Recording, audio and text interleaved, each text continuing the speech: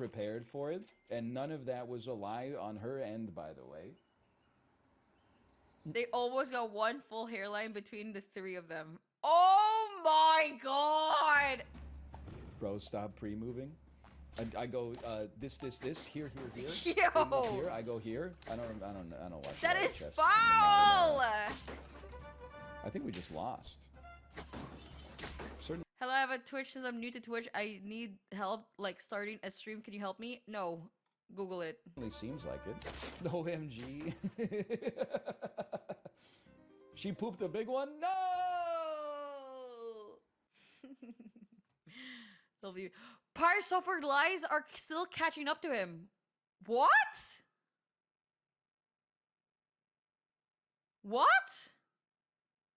I thought he's not that relevant anymore or something. What happened?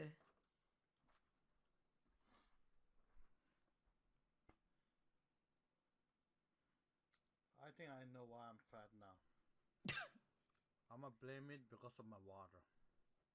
Oh. The more I drink, the more I go to the bathroom, the more I pass my kitchen, the more I eat.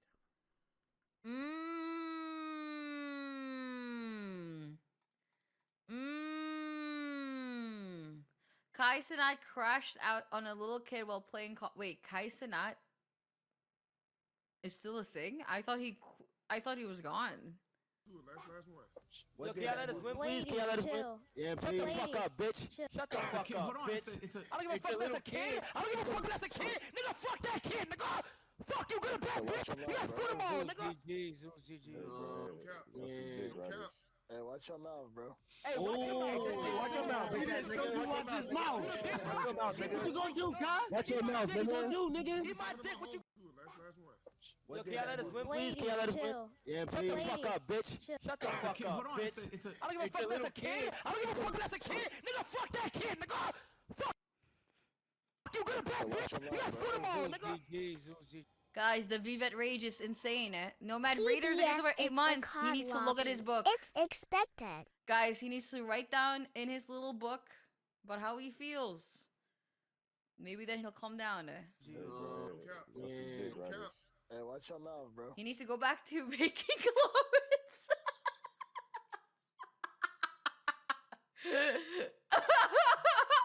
He needs to put this in the tweet wall. Hey, watch your mouth, bitch ass nigga. Watch his mouth. Watch your mouth, nigga. What you gonna do, Kai? Watch your. Yo. Leon, guys, stop sending me. Leon!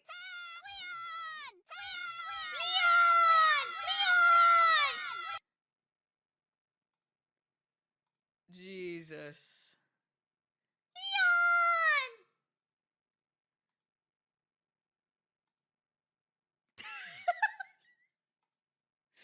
This shit is so stupid. Be fucking real, bro. Are we being serious right now, bro? It's not too cold. What just happened? Why are we in the floor? You're in between, bro, okay? Chat, figure it out, bro. What happened? The contrast between NL and Kai Cenat could have been more drastical. Well, the content is completely different. Okay. Excuse me, why did the mods not add me? Excuse me. Excusez-moi. Easy now, easy. That's not my fucking umbrella. He bought it himself. President Theodore.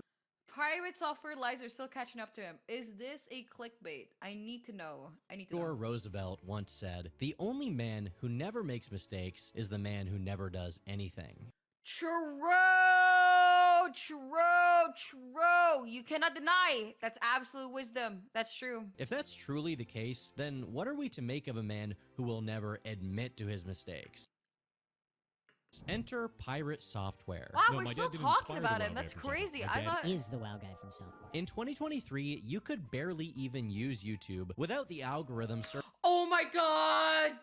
Oh my god! Back in those days, bro. Holy shit! I scroll some YouTube shorts, brother. Pirate Software, Guys, do you want to know about how ad revenue like works on YouTube? I'll explain to you right now. Like every single fucking time. Serving you a video of this guy. Jason Hall successfully made himself the face of coding savvy gamer culture. Just 3 years later, his reputation is in the gutter. Yep. Ruined. I have nothing left. Anthropomorphic animals. It all started with his streams playing hardcore World of Yeah, Warcraft. yeah, we know this. We know the story. What new do you have to even say? Naturally, the amount of people taking part in these game jams decreased quite a bit over time once they developed more of a negative reputation. These Reddit posts I just went over are all in reference to Game Jam 15. From July of 2025, it had just 400 and finally, Hank Pretty Poor has drastically decreased in size due to his controversies. And secondly, the overall variety and quality of submissions has decreased quite a bit over time. But Jason was determined to stay the course regardless of the hatred he was facing. Oh, okay. The reason why, Temni, is if you look at it, there's a bunch of people that have just been putting hateful comments in all the videos. They've also been downvoting all the videos because they just don't like me. I don't care. I'm just going to keep putting up in December videos because I think what we're doing is cool. And I think showing off all those games is cool. And I think it's really positive for the community. And I'm not going to stop doing it because some people are upset at me. Who's downvoting them? A bunch of people. It's not just like one dude or anything like that. Who is downvoting them? Does that chatter know? It's just people who don't like me. It's not really hurting me. It's hurting devs that are trying to get the word out about their game. So, Shut up. Bit weird. In a way, I have to admire the fact that a guy who has faced so much backlash. His ego is so wow. He's still the same. I thought he genuinely changed. I thought, wow, is this him today? Huh. Is still willing to continue posting through it, even to his own detriment. Most other people would have given up a long time ago. But his mix of determination and arrogance still doesn't change the fact that his Twitch, YouTube, and his indie game competitions have all taken a significant turn for the worse. But thankfully, he still had plenty of other non-content creation prospects to sink his time into. Guys, I thought Heartbound is GG's and he hasn't updated it in like centuries and shit. Despite mainly being known for his streams and YouTube shorts, that was never Jason's priority. His real goal has always been to develop and publish his game, Heartbound. Or at least, that's what he says, and it's what he's supposed to do since people have already paid for that game nearly 10 years ago. And so far, they've gotten just under half of the game that was promised to them. Instead of an actual game, they get quote-unquote monthly updates that are not exactly monthly since he skips some months, and they're not exactly updates since he just adds a few lines of dialogue to the game and not any significant new content. In my original video about Jason, I documented this much more thoroughly, but just so you can understand the degree of laziness this indicates, this game was kickstarted in early 2017, and it had its estimated delivery set to November that same year. At this point, the game already had a playable beta, so it's not like Jason didn't already have a lot of the important groundwork done. And most importantly, it's just an Undertale clone. Now, I don't want to say this to talk down to these RPG maker-like games, especially because I personally think this genre has seen a lot of cool releases. Love Lisa. I love Lisa. One of the games that I fell in love with when I was younger was Lisa. But it's a fact that these games are technically easier to put together than others. That's why many of them are made on the indie side by 1 or 2 man teams. The scope of these projects makes them easier for 1, 2, or 3 man teams to develop. Yet for some reason, Heartbound is still not in a completed state. In 2021, Jason excused the fact his game was years behind schedule with a pretty interesting argument, comparing himself to the developer of Undertale. Toby Fox is a multi-millionaire with near unlimited resources. I'm a dude in my basement making an RPG with 2 others. If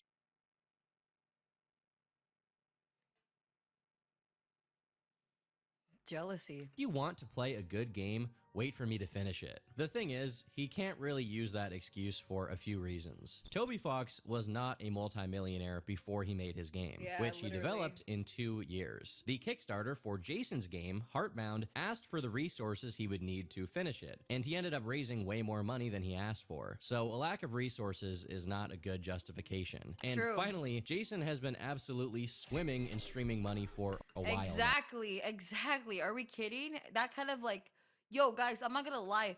When you're in that size that he was in, you're incoming millionaire status or even more.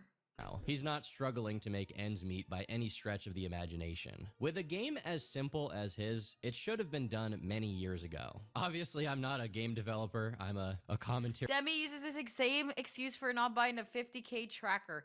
Brother! It's just a lot of fucking money! YouTuber, so my brain is roughly the size of a pea. But some people who are a lot smarter than me with a lot more expertise went over Heartbound's code. And soon enough, the reasons for its development slowing down started to become clear. The first one is that his code is written in such a way that the bigger a project becomes, the harder it is to work on. Here's the thing. If I'm being honest, nobody gives a fuck about code. As long as it works. And it works okay. Like, as long as your computer can handle it and stuff like that, nobody gives a fuck about the code. Especially when it comes to games. Because it's actually quite endearing when the code is bad because, at least they were doing it, though. You know what I mean? The job is done, and that's what matters. Because some people have amount of unfinished projects, if I'm being honest. When it comes to Undertale, the amount of shit code is insane. But you know what it is? It's endearing because like he had an issue, he had a problem to fix, he wanted to do something for the game, and he did it. Was it inefficient? Yeah. Was it in a way like not what other people would do in the game thingy? Yeah, sure. But it was endearing because at least he did it, and he did it in a way where it worked, and fuck it, it worked. You know what I mean? But he did it. The problem when it comes with Pirate Software is that he's not endearing. Okay? Like, literally. He is egotistical as fuck, and he thinks that he's the best coder in the world. And in the reality, nobody's the best coder in the world. I'm sorry, brother, but that's the truth. So the problem is that you see this code, and instead of it being endearing, like, oh my god, he's at least trying, there's no way this guy is fucking talking shit while having this kind of code. Okay, like, that's just how it is. You can only talk shit if you're that good. That's just how it is when it comes to coding. If you cannot talk shit unless you're one of the best, okay? You can't do it. Alone for anyone else to finish the job. Because of how poorly indexed elements of his code are, he either has to remember their functions off the top of his head or constantly go back and cross-reference them. In a project that's still ongoing 9 years later, you can assume that he's not remembering much and now has to relearn what his own code does constantly. The second reason is that he just doesn't— Yeah, exactly. Like, it's quite silly. Most people who shit on this code have no idea about coding. The code is typically a one-person project. That doesn't excuse the bad game being bad. Yeah, no, the problem isn't his code. I don't think so. It's the problem of his ego and him, like, talking as if he knows everything. And then, boom, his code is just like that. And it's just so boring. And it's very, like, inefficient. My cat smells of cat food. Think it's tier 1. Want to finish it, even with his online career being and not finishing the game, and then comparing himself to Undertale's dev by saying that he's rich and millionaire, as if he wasn't one of the biggest streamers, like, for a second. State of decay. He's making way more money streaming and stuff like that than he ever could in game development. And the people who still like him now will probably continue to like him whether he finishes the game or not. Anyone who has not stopped watching him since the drama started clearly has no issue with anything he's done. At least not enough to stop watching his content. So that isn't really a concern. With all of this in mind, the only real incentive that Jason has to keep working on Heartbound is that he promised it on his Kickstarter 9 years ago. Clearly, this has not been motivation. If I'm being honest, it would have been better for him just to say, like, yeah, I'm not doing this, and just returning the money, because, like, he has the money to return.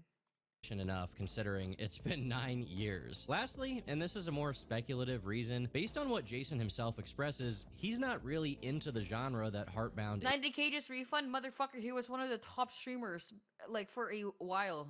a while. Brother, he has 1 million. Exists in. Unless By the way, he I've realized ego through fucking spent everything. creating Heartbound that I don't ever want to create a narrative RPG again. I just want to create mechanics. What? I wanted to do systems design. I wanted to make Heartbound so that I could learn how to be a better writer. And I found throughout that process that I just don't like writing. Right? Like, that's... Did y'all forget that he had like the #1 hype train for a bit? Like... Thing learned, right? But the kind of game that he's actually shown himself to be really into, time and time again, is MMORPGs. Stuff like World of Warcraft or EVE Online. Just refund it, dude. But those kinds of games are very difficult to make as an indie dev due to how massive they are. So the most likely reason he even made Heartbound in the first place is because Undertale was extremely popular, and it was relatively easy to make something like it. Now that Undertale is 10 years old, and it's become really hard for Jason to continue making his game because of the coding issues, progress is still at a standstill. This is why he's taken so long and why he started so many side projects and even talked about making other games, while Heartbound is still in its current... Sorry, I just remembered a stupid wizard hat. Incomplete state, coming up on a decade since its announcement. When the conversation around Jason was at its peak, a lot of people who weren't even that tapped into the drama, or people that otherwise just never talk about it, decided to check in and give their honest thoughts. One such creator was Slippy. He posted an hour-long video reviewing everything that was complete at that time. This game is like just actually such nothing. First thing, I can't even call it an RPG. It's not even an RPG game because you fight a boss at the end of every chapter. You don't fight anything else any other time. There's no other enemies. There is barely any combat in this game. It has no gameplay. This game pretty much has no gameplay. You can go see his full video. I'm confused, but I thought we've already known this. You know what I mean? I thought we've already known this since 3 years ago when he got canceled, that he is an absolute, like, you know, slob. Pirates of Our Lives are still catching up to him. How is it still catching up to him? This is like the same thing that we've known. Video to get an even better grasp. Another... It's kind of what we're working on right now. Being named after former employee. Block Game was one of his last stands, and it looked a bit more tenuous as each day passed. Despite its player base barely limping on, and should get food, and then calls to telling people that they can just figure it out, even if they're disabled and homeless. None of this... What? Sorry. Restart. Wait, whoa! I'm not saying it's completely impossible. It's just that, given how many tall tales this guy has been caught in, this is highly dubious for me. Jason then relates his experience to that of disabled people. What about disabilities? What about them? If you have a disability that's stopping you from cooking entirely, you're unable to function that way, you will find a different way to tend to yourself. Maybe you have somebody who's helping you through life. Maybe you have another family member that can do.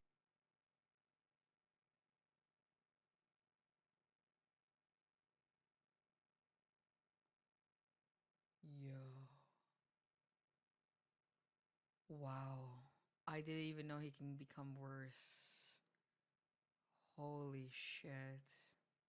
Do it with you. Maybe you can get help from someone nearby, right? I'm not saying he's necessarily wrong here. It just strikes me as kind of odd that when he runs out of platitudes about getting food from a food bank, he defaults to telling people that they can just figure it out, even if they're disabled and homeless. Wow. That's the context. That was the context. Oh. None of this was really real advice. It's like, I'm homeless. Well, if you have no home, you should get food and then get a job. I think some level of this can all be chalked up to the fact that when you're streaming for 12 hours a day, probably 98% of what you say is going to be totally worthless. No, yeah. I'm happy for that, but I've seen some of these doctors. Now, he eventually had to back off from playing RuneScape for a variety of reasons. For one, he was so thoroughly bothered in-game that he had to install plugins to basically turn it into a single-player experience so the people calling him a roach wouldn't show up. But what really pushed him over the edge was some drama involving an alleged DDoS attack. To my understanding, around the time he started playing RuneScape on stream, OSRS announced that it had suffered some network attacks. attacks, and some people began jokingly attributing this to Jason being on the game. Jason obviously saw this as an opportunity to make himself look more important than he actually is, so he proceeded to act like these were serious claims and not just jokes on Twitter. Why is everyone blaming you? I don't know. Like, because I started playing the game yesterday, and they're mad at me. And now they think that I'm DDoSing Jagex because, like, to be honest with you, it's moron behavior. Like, it's clearly not me. I've been playing this game and enjoying it. Like, if this was everything that happened with RuneScape, it wouldn't even be mention worthy. But I have to say, in complete honesty, that I can barely comprehend what happened next. Over the next few days, Jason claimed that he began suffering network attacks